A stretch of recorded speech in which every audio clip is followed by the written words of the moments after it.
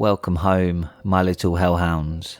Tonight we have 2 great, scary stories to sink our hellish teeth into.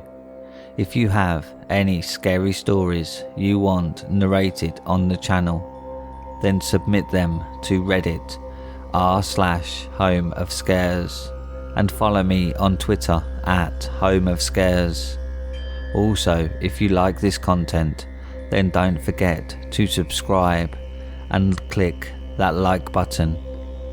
Don't forget that little bell icon so you get notified every time I upload.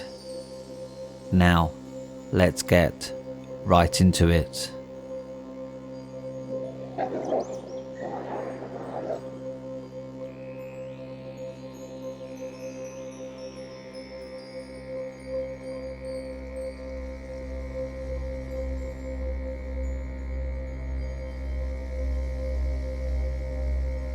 Neath the shadow of Akala cast over Mount Sinai. Posted by Bloody Spaghetti.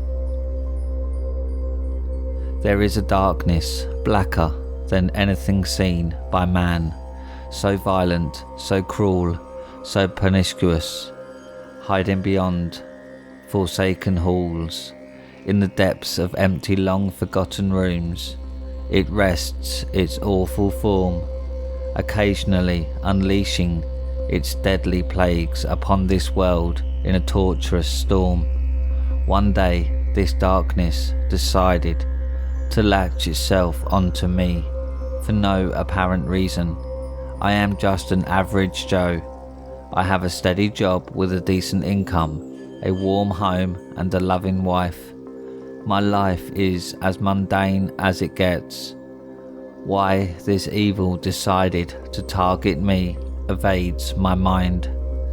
Perhaps it is a result of my closeness and fondness of that wretched husk of a town. For years I have been travelling to and exploring the decrepit skeleton of what remains of this forgotten hellhole, ignored by God and spat upon by his right-hand man, the cruel archangel Samuel. The silence of this ghastly forgotten remnant of human civilization helped me calm my turbulent mind. A ghost town named Raifsburg. Whenever the vortex of thought had gotten too much to handle, I would take a short trip to this personal treasure island of mine, a place to complete solitude, in the middle of the barren nothingness. My very own Miklagard, the great city I always wished to end up in to escape the noise, to escape the pain, to escape everything. For the longest time I could do just that, but then one day I found out the secret to its silence, the reason this old town had been abandoned, or rather emptied of its inhabitants. Something devoured them, a thing not of this world it would seem, a gelatinous shining, cooling disgusting mass of lights and plasma that sought to hypnotize its prey and then devour it, integrating it into itself in an unholy union of soullessness, a never-ending gluttony. I've barely managed to escape the vile thing. Something inside my anxious mind managed to break free from its spell and allow me to run for my life. Countless others weren't seemingly as lucky. I haven't set foot near Raifsburg in a while now, not wanting to be devoured by that abominable star child. Clearly, I assume it's an alien life form. Not going to my Miklagard meant having to deal with the endless array of voices screaming and shouting inside my skull. Proverbial, of course. I don't hear actual voices. It's just flowery language as part of a way to deal with what was once a maddeningly restless mind. I took up writing, poetry, and short prose of whatever comes to mind. I never did anything with those, I just wrote them to get the thoughts out of my system. Alina, though, would always manage to find diamonds in my verbal piles of rust and put them into various drawings and pictures, or even shirts she sells. My wife is a truly brilliant artist. I haven't written in a while, simply because my mind is no longer twisting and turning like two suns locked in a fatal gravitational dance. Now it's focused on a different kind of anxiety, a constant state of fearing for your life after experiencing prolonged torture. I'm still constantly stressed and restless, but for an entire different reason. I guess I should start from the beginning. About a year ago, I finally broke, and at the urging of Alina, who knows me better than anyone else, drove again to Ravensburg. I just needed that fix of the ghastly calm of this dead paradise of mine, dreading another encounter with the cat-devouring monstrosity. I opted to drive around the town first, looking around the caves of the town, making sure there was nothing there. This time around, I went during the daytime. That's the first time I noticed something really strange about this town. It's like it was on another plane of existence, separate from the rest of its environment. Birds flew around the town, only up to a certain point. I must have been looking for some 40 odd minutes at birds fly up to a certain point in the sky before turning back, almost instinctively. They never flew above the town itself. Never. I knew nothing lived in Ravensburg. That much wasn't new to me. It took me a while to notice that there was almost a sort of barrier around the skeletal remains of what must have been a living centre before. I locked my gaze onto the "Welcome to Ravensburg" sign before driving around the 10 pathetic houses of the town, and then around the church. I encircled the house of prayer a few times. The memories of my previous visit here replayed themselves in my mind. The cross at the top of the roof seems to have been bent out of shape a little. Maybe someone dared venture into this gateway to hell while I wasn't brave enough. The ghastly silence of the place finally broke through to me. It felt like a chilly breeze, softly caressing my entire being, making its way through my skin, down my musculature, and further down into my guts, gently wrapping itself around my heart and lungs, enabling me to breathe freely for the first time in a long time. I decided I became entranced by the beautiful calm and lost track of time, simply sitting there and breathing deep breaths. A thick fog of majestic nothingness blanketed my mind. I simply sat there and thought of nothing, just like that, purely nothing, until sunset finally came and I found myself sitting in my car under the strangely coloured sky of Ravensburg. That's when I headed home. When I got home and saw Elena, it's like I fell in love with her for the first time all over again. Not that our relationship has had any issues. It's just the clearing the system of all the stress must have done something to me. The silence must have fixed something inside my body of mine. I felt like an entirely new man. That evening was beautiful, one of my best.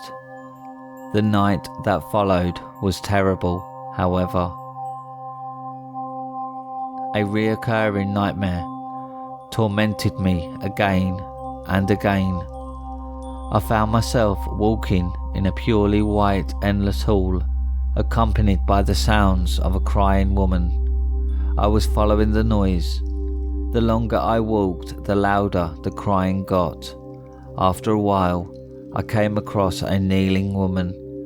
She must have been not much younger than me. I approached her as her wallowing became nearly unbearable, drowning out everything else to the point of nearly blinding me with the sound of her crying. Touching her black dress, the crying stopped abruptly. She turned to me, revealing herself to be stained with blood. Her eyes were lifeless and cold, like there was no soul behind those orbs of flesh. The two black holes sat in her sockets. They weren't entirely black or missing. They were normal brown eyes, but they seemed so devoid of emotion, of light, of humanity. It felt wrong. It felt even worse when her scowl turned into a smile. She started laughing like a maniac, and then something pushed through her face. Her eyes popped, and their contents coated my face. I felt myself waking up, but the feeling of something sticky on my face definitely felt real. I ran my hand across my face, but it was dry. There was nothing there. Uncharacteristically for myself, I rolled over and fell back to sleep. Once out, I once again found myself in the same dream. Same crying, same white hall, same blinding noise, same woman. The abrupt end of crying turned to laughter. Burst, wake up, something over my face. Nothing over my face. Fall asleep again, repeat. Each time the dream lasted a little longer, providing a nauseating detail in terms of what happened to the woman.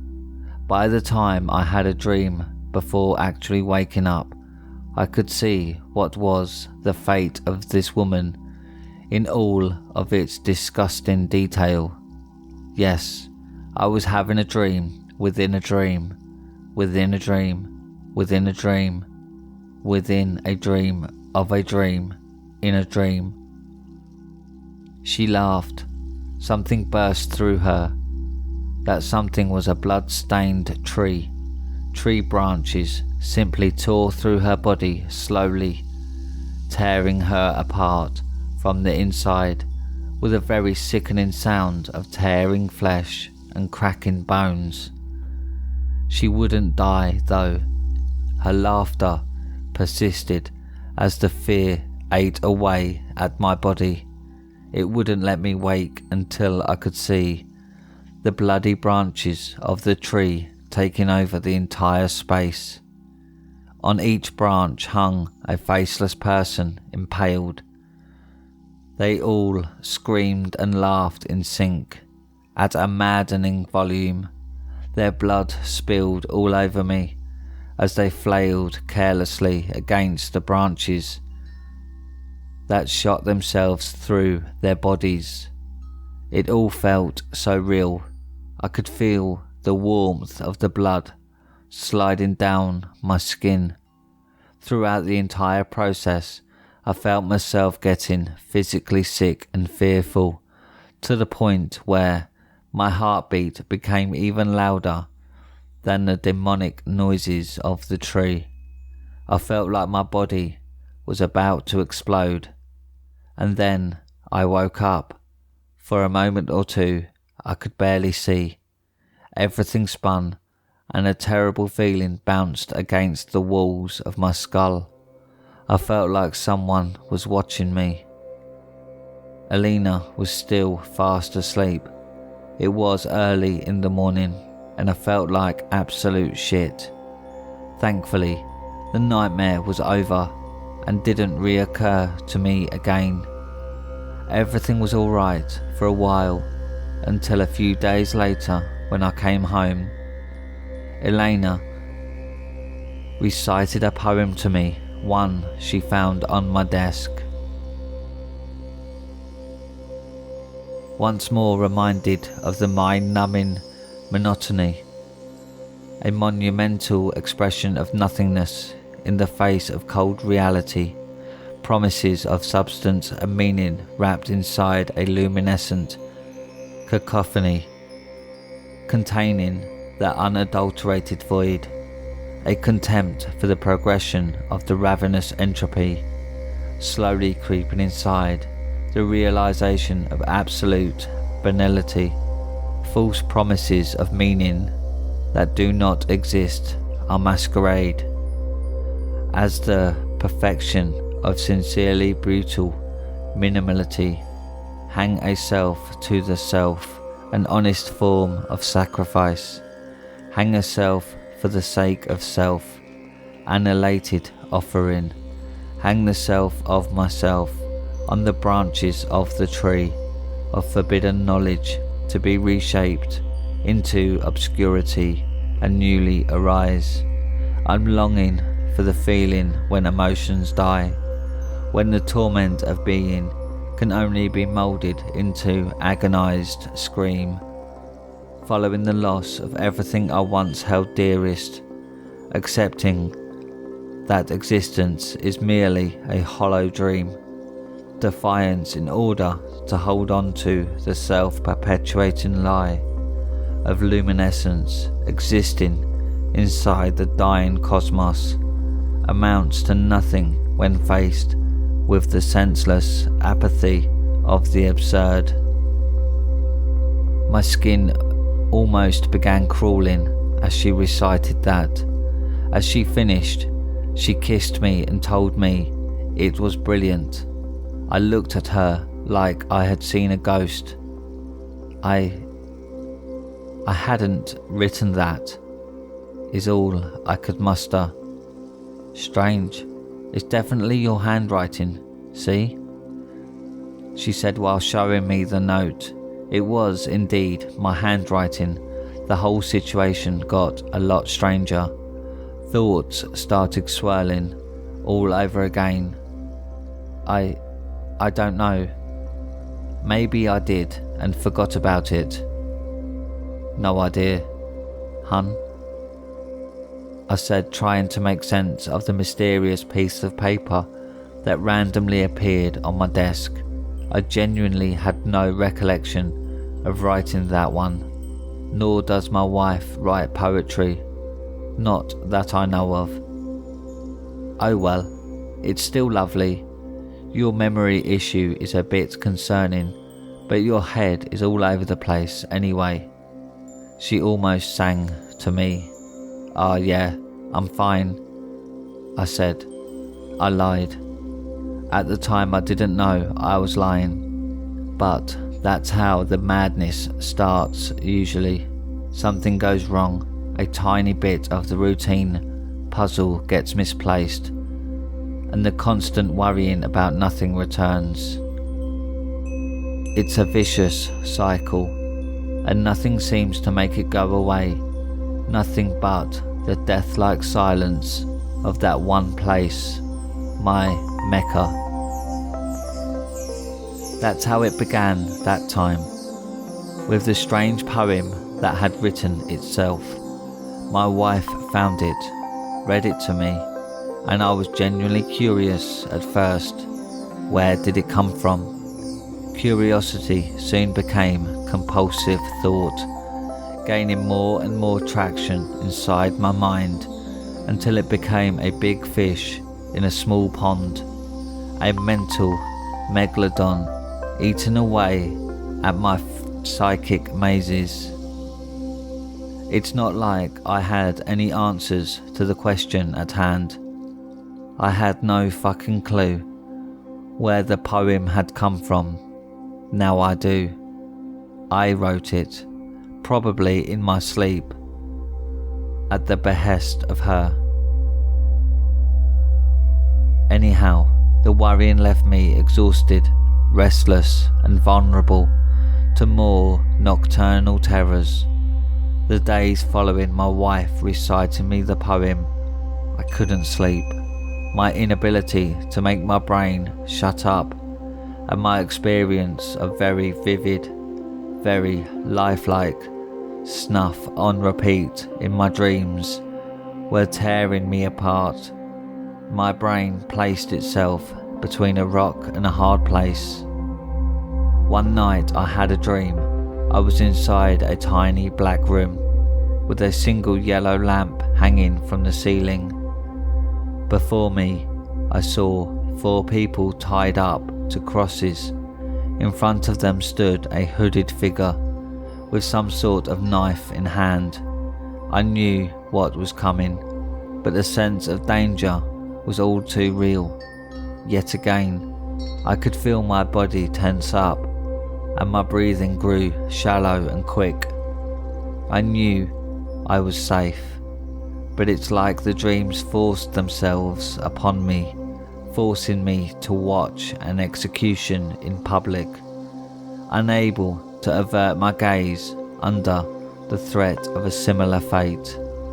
The hooded figure made a crude cut in the abdomen of one figure that thrashed and struggled against their binds, screaming like a wild animal about to be slaughtered. The screams bounced right off my eardrums. I tried looking away, but my gaze reshifted itself onto the horrendous act before me.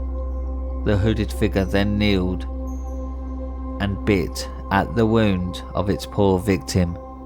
The bite forced the bound person to shriek and bellow in tones I didn't know was possible for a human.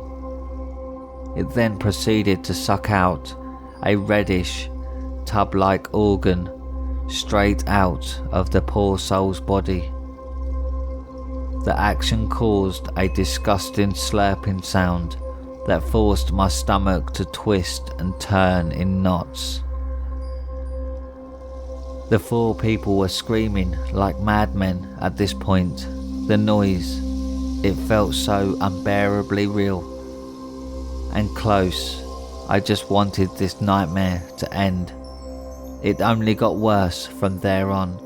The hooded figure stood up.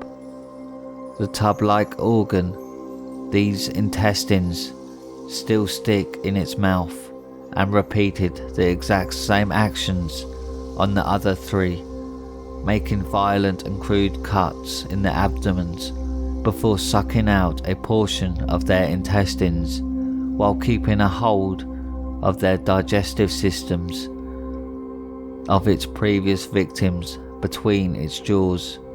That god-awful wet slurping sound drilled itself into my brain. I wanted to scream, I wanted to run, and I wanted this hell to burn out and fade away from my sight. The hooded figure turned to me and my heart sank. My stomach rolled around itself like a roller coaster, and I felt knives pierce my skin. It was that same woman from my tree dream, same face, 4 different intestines sticking out of her mouth like a bloody spider web. That's when I woke up and threw up right by my bed. I cleaned that quickly before my wife could wake up. God, that awful dream, it felt so real. The fact that this was the same fucking woman. This, of course, sent me spiraling down further. The stress persisted, the restlessness grew fiercer, and the nightmares kept reoccurring. I don't want to go into detail about the things that have plagued my mind. It's too much to even reminisce about. At one point, I stopped trying to sleep. I just let my exhaustion do its thing. If I passed out, then I passed out. Obviously, Alina wasn't too happy about my condition or my lack of will to even talk about it. Eventually, she broke me out of my silence, and I told her about the crazy nightmares. I told her about the bitch reappearing in my dreams and tormenting me to the best of her ability. Alina surmised it must have been a coincidental first dream where my mind made up some figure, and later my anxiety made her a reoccurring theme. I didn't have any better explanation for the mental haunting I was going through, thus I went with it. We both knew there was no actual way out for me from this stress-ridden purgatory. It was only a matter of time until I'd fixated on something else, or just straight up became desensitized to the succubus in my dreams and just forget about her altogether. That said, the madness only grew worse and drove deeper into the pit. I ended up sick and taking time off from work because of how sleep deprived, borderline manic I had become. My body was too weak to do anything significant, and even so, I was too jittery to stay asleep. I started seeing things like shadows crawling around the house whenever there were none. A static noise was hammering itself into my ears, and I nearly snapped at home. Found myself 1 second before throwing a vase into the TV. I stopped myself then and stormed out to my car. I knew where I had to go. Then I drove like a maniac to the only place where I could find some semblance of solace, Ravensburg.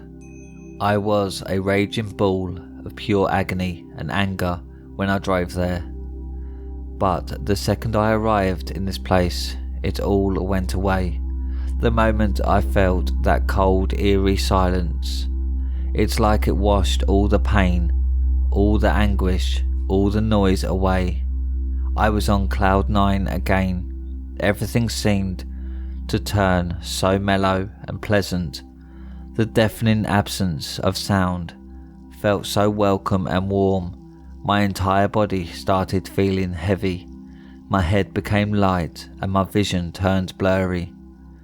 I remember little from that point on. Everything kind of faded into the darkness. I passed out. The soothing silence of Ravensburg had pulled a fast one on me again.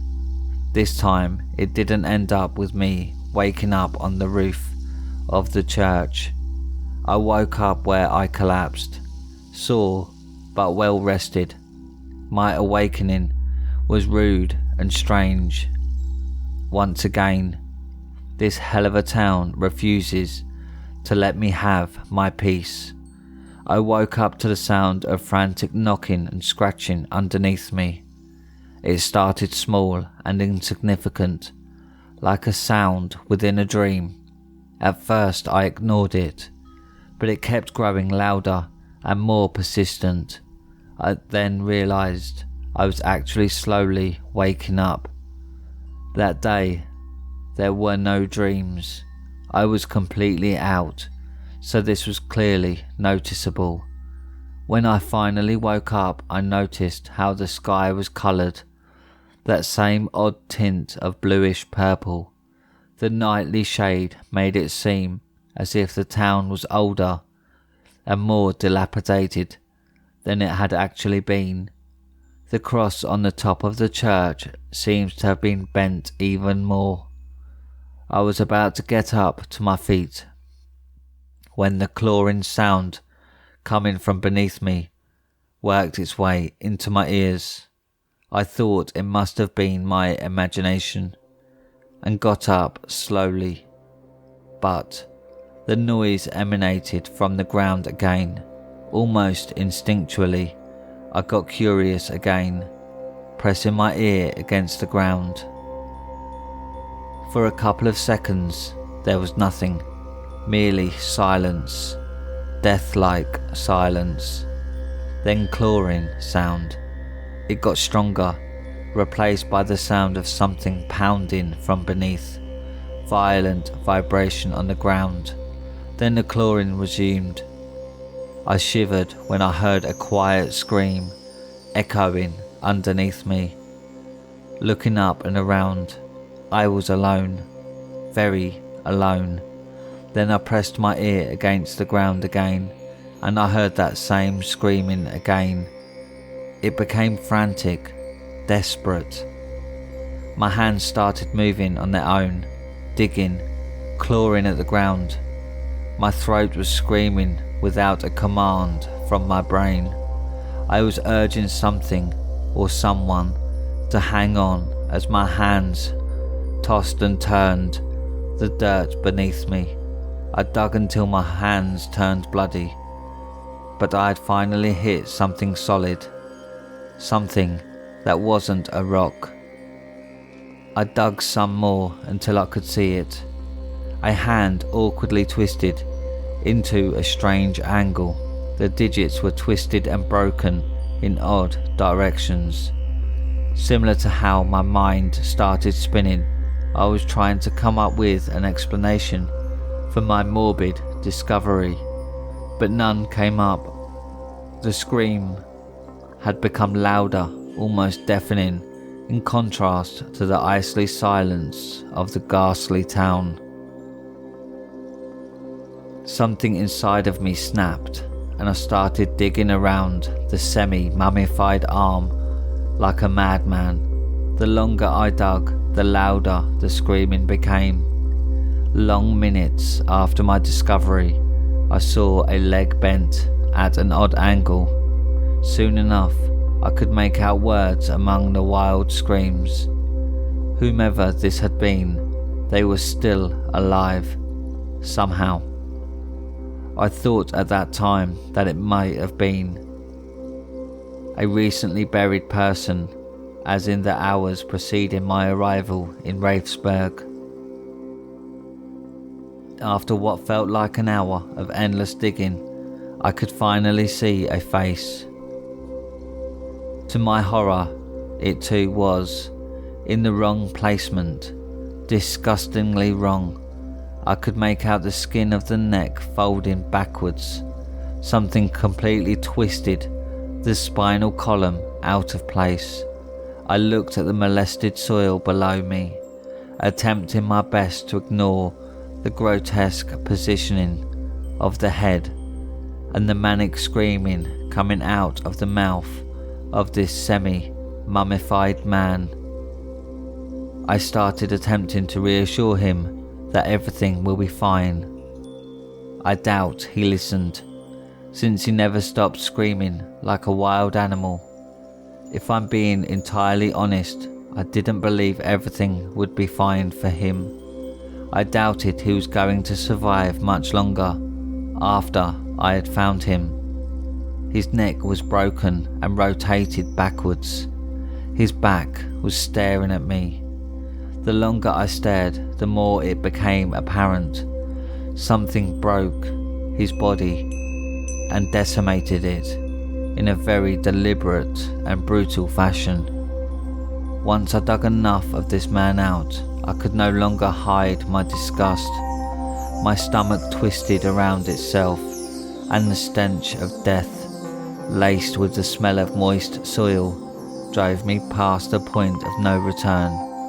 I turned away and vomited. My mind was racing, my heart was beating like a demon drum. In the halls of Leviathan, and my digestive system was attempting to escape through my mouth. The dying, undead bastard wouldn't stop shrieking, and my patience ran out. I grabbed him by the head and yelled at him back. Something must have awoken in him as he shook his awkwardly folded body, attempting to escape my grasp. I screamed at him to shut the fuck up, and he went dead silent. For a moment, I was at peace again. His body became still, his chest collided with the ground, and his eyes focused on mine. For a single moment, I thought I could calm him down.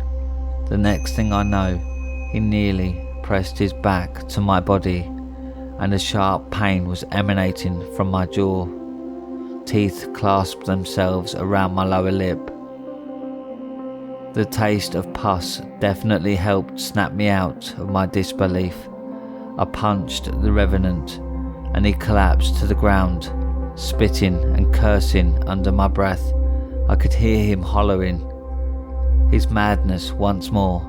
This time the sounds were fading as everything around me started spinning and my eyes became heavy.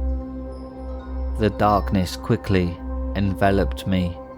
When I came to, I wasn't in my body. My clothes were odd, and my hands didn't seem like mine. They were too old and too rough to be mine. I found myself standing, peeking through some sort of old wooden door. Beyond the door, there was a hall in which sat a ground of people enjoying a feast, 4 men and a woman. My heart sank when I realized who this woman was. She was the woman that haunted my dreams. My body shook as I assumed that I must have been dreaming again, viewing the world through the eyes of somebody else. I tried pinching myself, but that yielded no results whatsoever. As much as I hate to admit it, I already knew how this one was going to end. The astral succubus wanted to make me suffer another bout of mental torture. My thoughts didn't really matter at those moments though, because the body I was stuck in was focused on listening to the conversation inside the dining hall. His ear pressed carefully against the door as to not move it or make a noise. "It's so nice to have dinner together again. Don't you think so, kid?" One man spoke, his voice gruff and heavy.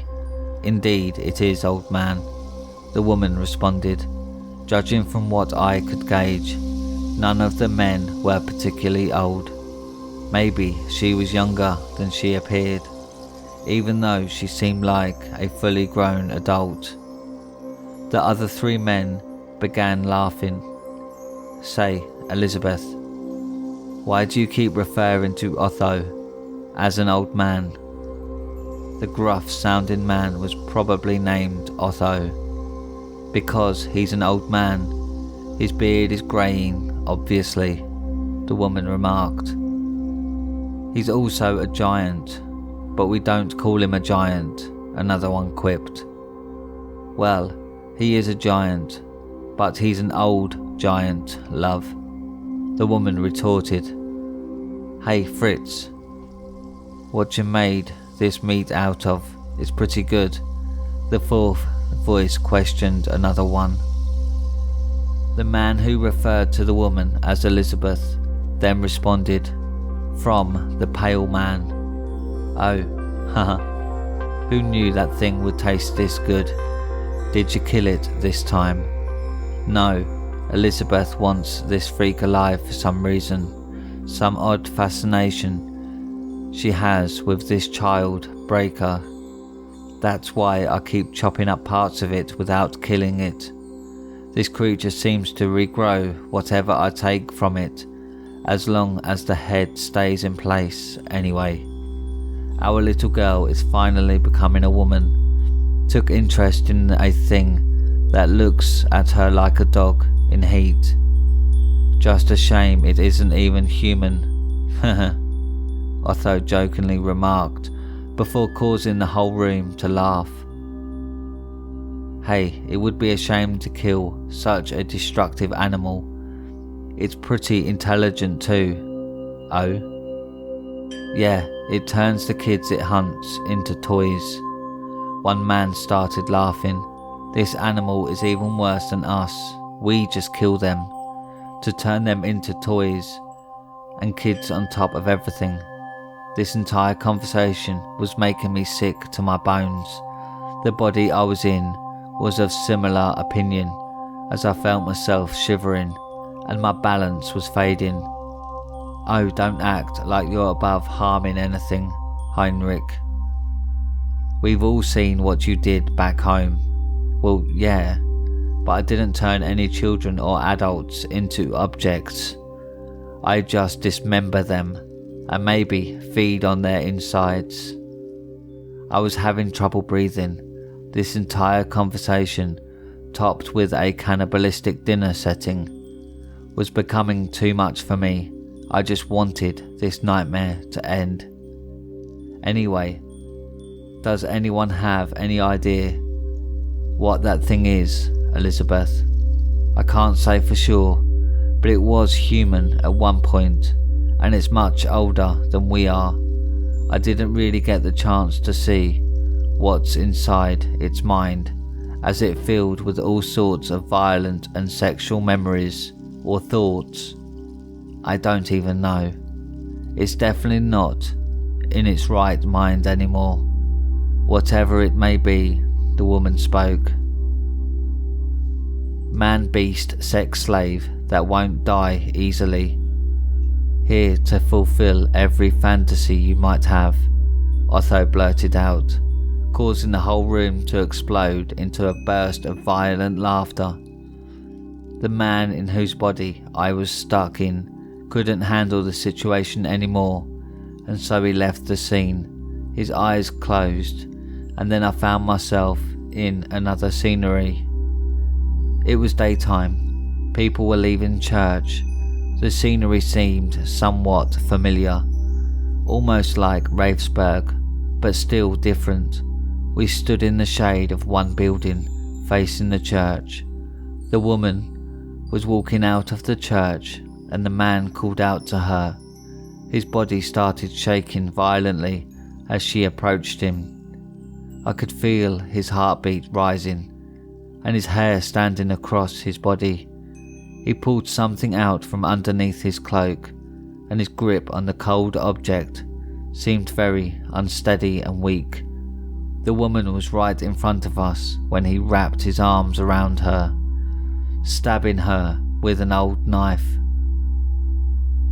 My mind was going hysteric from the scenery that unfolded in front of me. The man was losing his mind and kept repeatedly stabbing her in the abdomen. Each attempt seemed more and more frantic. He definitely hit a body. I felt the resistance of flesh. There was an impact. I heard it. It was all real. She never registered a thing, merely letting out a long, almost vocalized breath before smiling, that god-awful smile she had haunted me with before. I was losing it. This had to end. I wanted out, knowing what was about to come, fearful of the horrors she was about to unleash. I was screaming inside the man's head, bashing in his mental walls with my fists. My tantrum yielded no results, as they forced me to watch the terror unfolding before my eyes. One of her companions emerged from within the wall, taking the form of a living shadow, about to strike down her assailant. A mere gesture of her hand stopped her companion. The shadowy figure bore his fangs as she wrapped her arms around our shared shoulders, telling my host she'll forgive him because she's fond of holy men, just this once. Then she walked off, like nothing had happened, and we collapsed to the floor, trembling in absolute terror. The man closed his eyes, and when he opened them once more, we were at a marketplace. The woman stood across from us, and a large crowd of onlookers was standing all around us. A butcher stood right behind the woman, who seemed mostly amused. The man whose body I invaded was screaming at the top of his lungs. He was accusing the woman of being a witch, a whore of the devil, and other medieval curses. Something in the air was changing, though. There was electricity building up. I could feel it. Something awful was about to commence. And indeed, it did. I stabbed her, was all the man managed to let out of his mouth before the butcher's blade went straight through her and into his side. The feeling of metal cutting through me felt so real. The realization of the man losing his footing accompanied it. We fell even further onto the knife. I was screaming in pure agony inside of his head. It felt too fucking real for a dream. The crowd suddenly became dead silent. I could see the jovial emotions in their eyes fading away, being replaced by murderous rage. Slowly, but evidently, the air became sultry and electricity. Everyone was dead silent until one child broke the silence, slowly chanting, "'Neath the shadow of Mount Sinai, I watch as the killers swarm. At the feet of Milton's tomb, they bow before a ghastly form of a serpent born from a barren womb, while the heavens grievously cry, unholy ghost born of a lie, condemned to death, reborn in fire. O black seraph, unlight my path. Thou art eternal, undying. Intoxicated, I stand by your stench of death." Soon enough, more and more children started chanting all over us.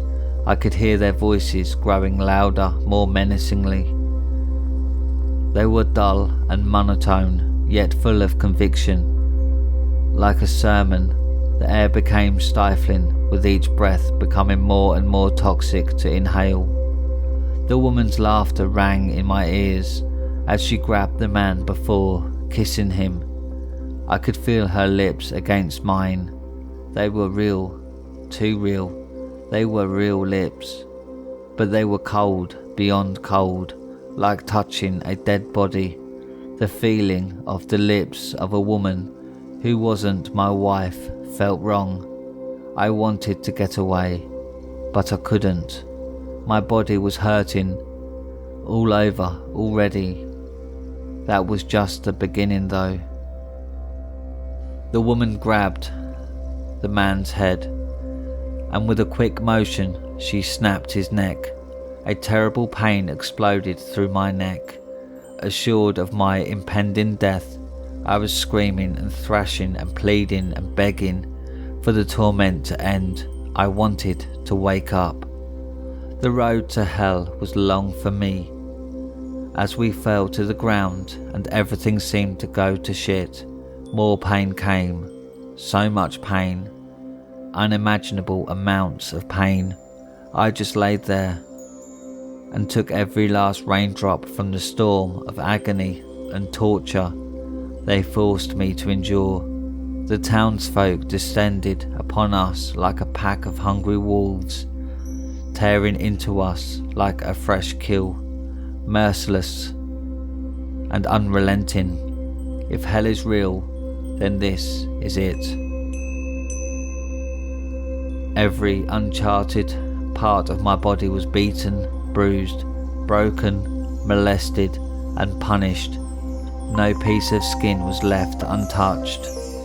No bone was left unbroken. Not a single cell was left unharmed. They left no bodily crevice unassaulted. Everything was stabbed, poked, prodded, cut and dug into, in an orgy of violence and gore. The whole time, these demonic children kept chanting, almost mockingly. Being bored in silence, my dear old succubus, defile the universe as you rape the sun. Beyond countless eons, come forth from the abyss, to bring the fall of all gods and man. Archangels, blow your trumpets to hail their return. Santa Sade falls torn apart between black holes. Lord of the hosts, mourn, while the heaven ceaselessly burn. Thus ends the calm before the unending storm, ahead of endless torment, forcing creation to deform. Hear the cosmos scream the name of the ghost, signalling all hope is yet again lost. I couldn't do anything other than praying, and pray I did. I prayed for the first time in years, and God seems to have not heard me, because he never answered. He never delivered me either. Instead, at some point, the pain stopped feeling so bad. In fact, I started feeling really pleasant. A warm, wet, pleasant feeling building up on the inside, and a voice, a sweet, sweet voice, was singing to me, reassuring me that my downward ascent into the 9th circle is almost complete. Finally, there was a light at the end of the tunnel. Before I knew it, I became enamored with the agony. Just as I felt at home in all the hell-spawn torment I was drowning in, it disappeared. It was all gone, completely gone, erased. I woke up again in Ravensburg. The Revenant was still there, screaming and hollering like a tortured dog. His ungodly screaming was drilling into my brain. The visions burned into my eyes. The execution of the heretic I had found, cursed into immortality, spent as a broken pile of human mess for transgressing against her, execution by decimation and premortal embalmment. I felt like I knew who she was, what she was, but I couldn't get it out of my mouth. For some reason, I couldn't get the words out. As I was struggling to form my thoughts, a hand grasped my shoulder. Looking behind me, I saw her unmatched beauty shining, and hell followed right behind her. She cast a shadow so vast it turned the universe beautifully dark. At that moment, I could finally find the right words to describe her. Goddess. She smiled a gentle smile as she heard me utter the word. Looking lovingly deep into my eyes, she asked if the heretic had hurt me.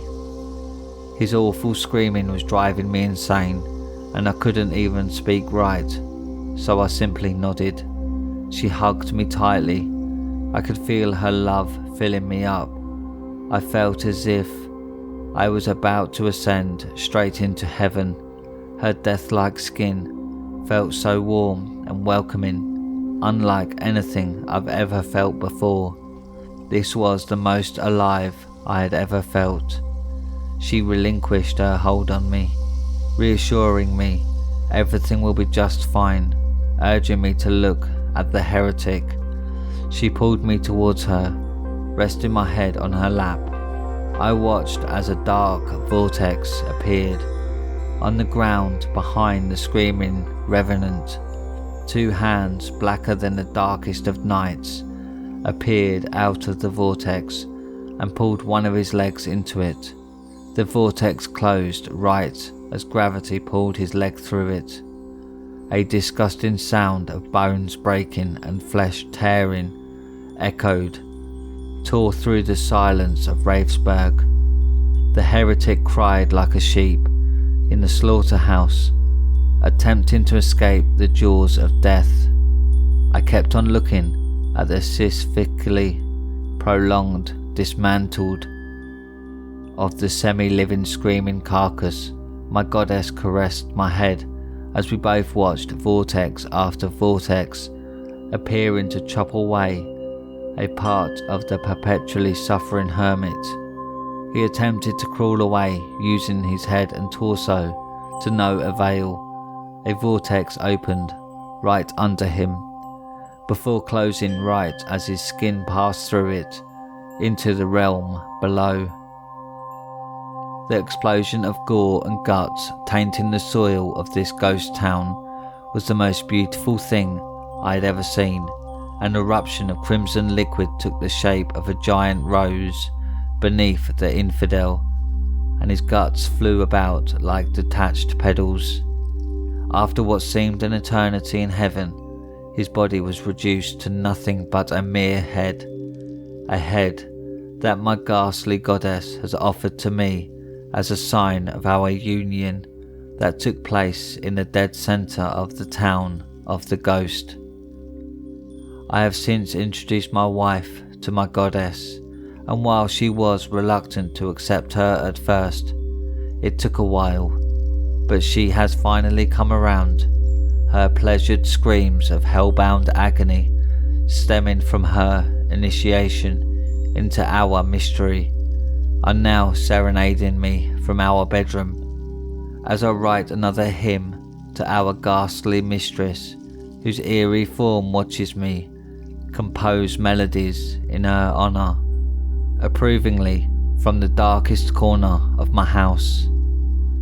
Let me walk into their cities where saints' blood has covered every last trace of remnants of living creation, where the still living corpses drift in crimson mud. Of death they dream, their mouths are open, but the pain won't let them scream. Take me back to that beautiful place, eons past, and yet you remain the same. Cast your pernicious shadow over the sun, crucify the masses and feed them to the flame. My dear enemy, don't you spare no one, hell will follow. Where you stand, burn the universe with your ghastly halo, driving creation mad, unhaloed ghost. Let me walk into their cities where saints' blood has covered every last trace of remnants of living creation, as God mourns with agony stigmatized across his face. That which he has lost, blackened spirit, that which rose from a life's cremation, desolate, disembowel and decapitate, the serpent will mourn. That which you killed, and he loved the most.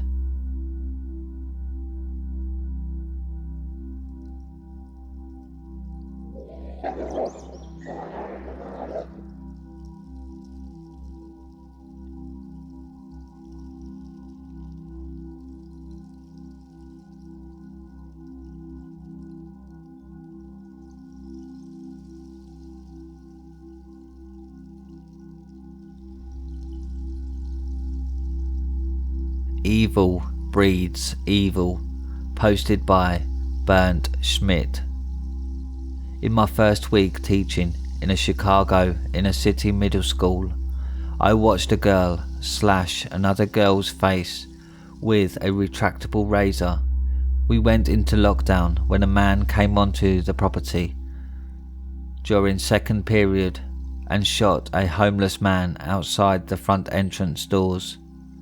I found 4 kids aged 11 and 12 smoking heroin in a janitor's closet, and witnessed another student pouring lighter fluid into a milk crate of kittens. Security got to him before he could light the match. I thought these things would more than prepare me for the horrible things I might bear witness to. Here, I was wrong. Shaquan was a hopeless child. Every day she came to school dirty and reeking. The other kids called her names and refused to sit near her. I let her shower in the locker room before school each day, and secretly I'd wash her clothes at my house. Her sexual abuse started when she was only a toddler, and the perpetrators were many, whomever her mother could rent her out to in exchange for rocks. But despite this, she still would come to class, stinking of body odour, genuinely indicative of negative emotional arousal. The putridity spewed on by excess adrenaline, the anger and despair sent. If only I had known the reasons why she needed to sleep in class all day, I'd have taken her in myself. She wasn't learning a thing. They tried putting her in a special ed class. Most days she'd beg me, in the form of notes written on torn paper, to let her stay after, so she didn't have to go home. They'd read, "Please, sit." But I knew what she meant. Mostly, she would sleep while I graded tests or reworked lesson plans, but any inquiries into her tragic personal life would be met with uncontrollable rage. Shaquan was the one who sliced up the other girl's face into oblivion, so I kept the monster at bay with silence. But eventually, I'd have to go home to my wife and kids. I'd touch her on the shoulder to wake her up. She'd arise in a stupor, and I'd gently help her up by her arm, very gently, or else the violence would unleash. All of the information on her personal life was acquired after the following unfortunate event. Again, had I known what she was going through, I'd have taken her in. It happened the day I followed her home. I concealed myself in a dark hoodie and black pants and trailed her through alleys and across housing project yards. She entered a vacant house boarded up with wood. I knew her address and was fully aware she wasn't at her home. I drove to the address listed in our directory and knocked on the door. A dishevelled black man, covered in what looked like lesions, answered the door. I asked for Shaquan. From the backyard, a woman yelled out, "That bitch ain't welcome back in my motherfucking house. You can tell her I said that. Terrell, close that fucking door." The man tossed a cigarette butt on his carpet and slammed the door in my face, but I needed to find out about this girl. As a teacher and a pillar of the community, I couldn't stand by and watch a child suffer. I called the police and informed them that my student was living alone inside of a condemned house on a dangerous street in the middle of winter. I waited across the street for over 30 minutes, but they never showed up.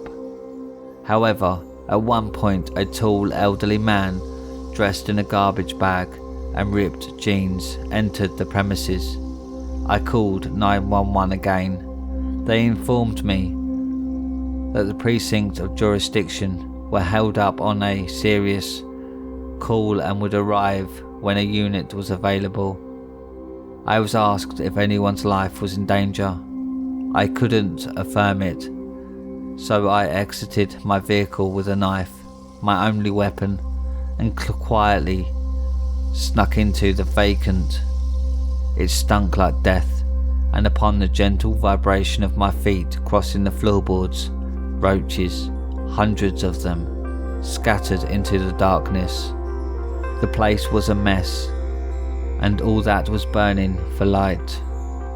At least on the first floor was a single oil lantern. Lining the floor was newspaper covered in various stains. There were milk crates everywhere, buckets of salt and rotting containers of Chinese food. And then there was, in black, a dark staircase. I heard commotion upstairs. The steps creaked loudly, but the voices drowned it out.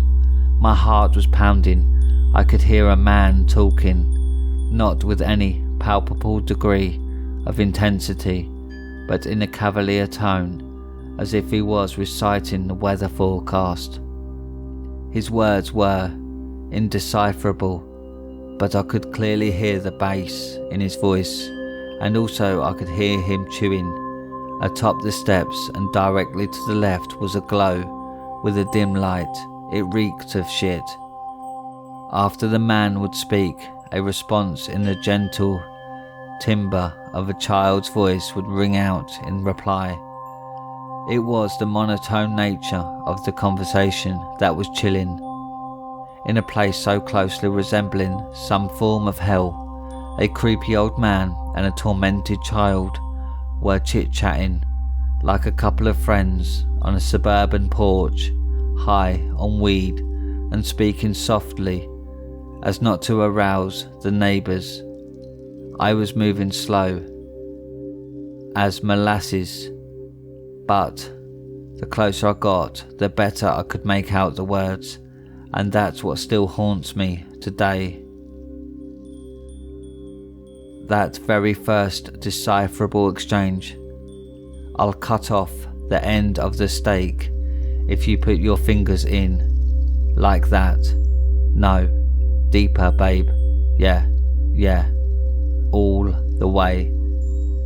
Can I get the chicken? You didn't want the steak. Nah, the chicken. Okay. Just fuck it. The sound of crumbling paper tossed aside. Get your clit hard for what sounded like me, how I like it. Then you can eat it. But I am getting really cold. Jesus fucking Christ. Then the floorboards groaned with the weight of the heavy legs standing up.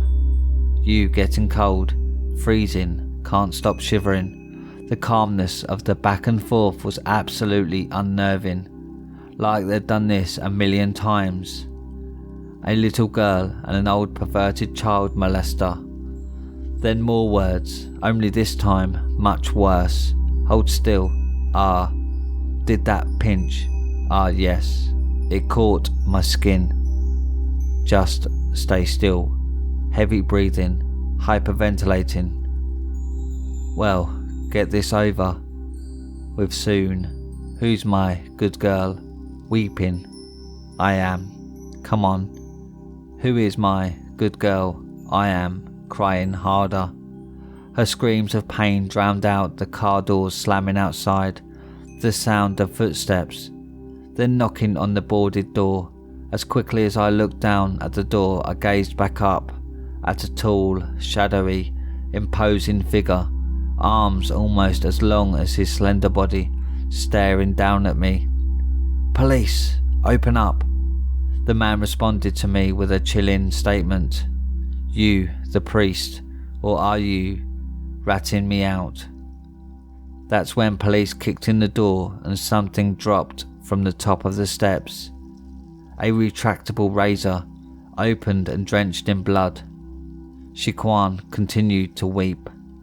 Up there, I called you guys, I explained, as they tugged at me and began searching me. I'm here, teacher. The two officers rushed up the stairs. The man immediately got to his knees and placed his hands behind his head, as if he'd done this before. I ran up the stairs. Some things you wish you could unsee. This was one of them.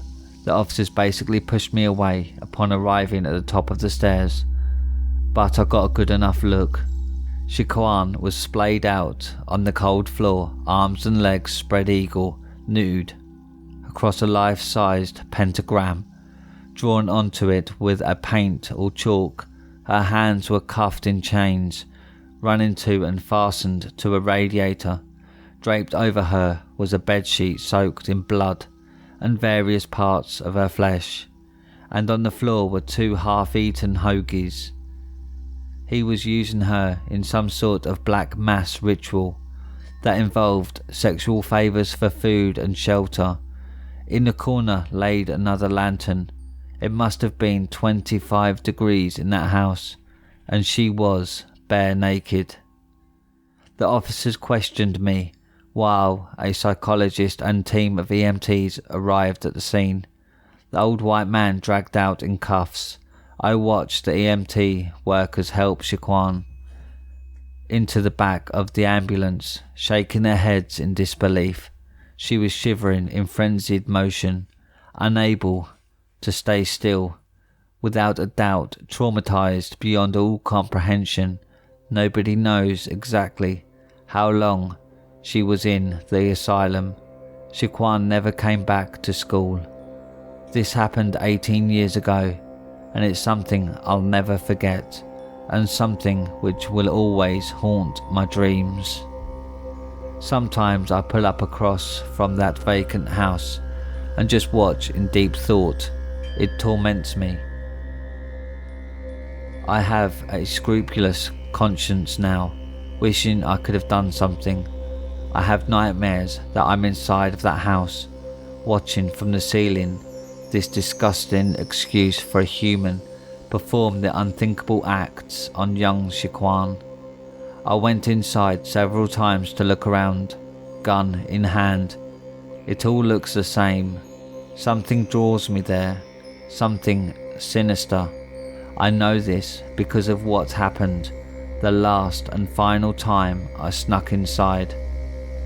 I decided I wanted to set fire to this evil, rotting sore in the heart of a city of rotting sores, and in a way, this last visit traumatized me worse than that fateful night with Shaquan and the old man.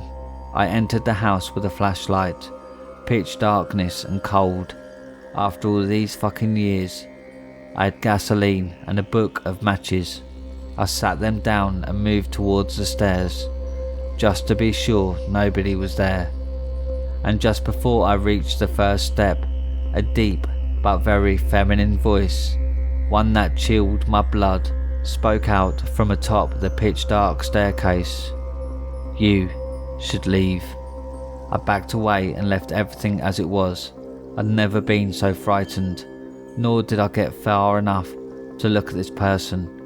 I don't know who was there, but that voice rang out with an air of familiarity, which I'd rather not explore in the twisted maze that is my mind.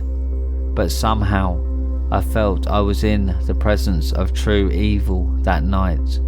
I felt I was in the presence of Shaquan, but I don't want to know the answer to either of the questions. After I exited the building, I stood on the curb and looked up at the second floor as I lit a cigarette. I needed momentary relief.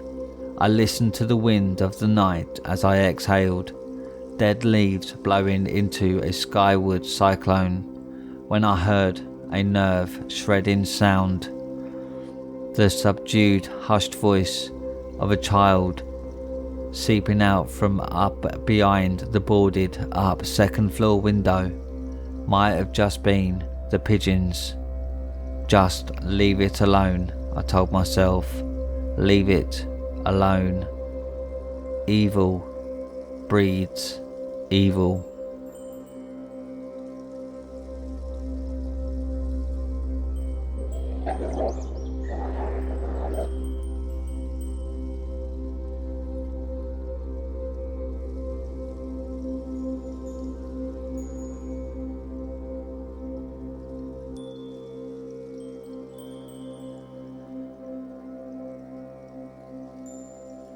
And that's it for tonight, my little hellhounds. Thanks for listening.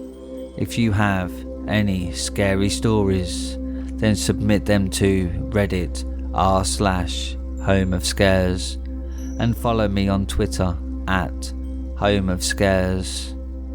Don't forget to click that bell icon so you get notified every time I upload.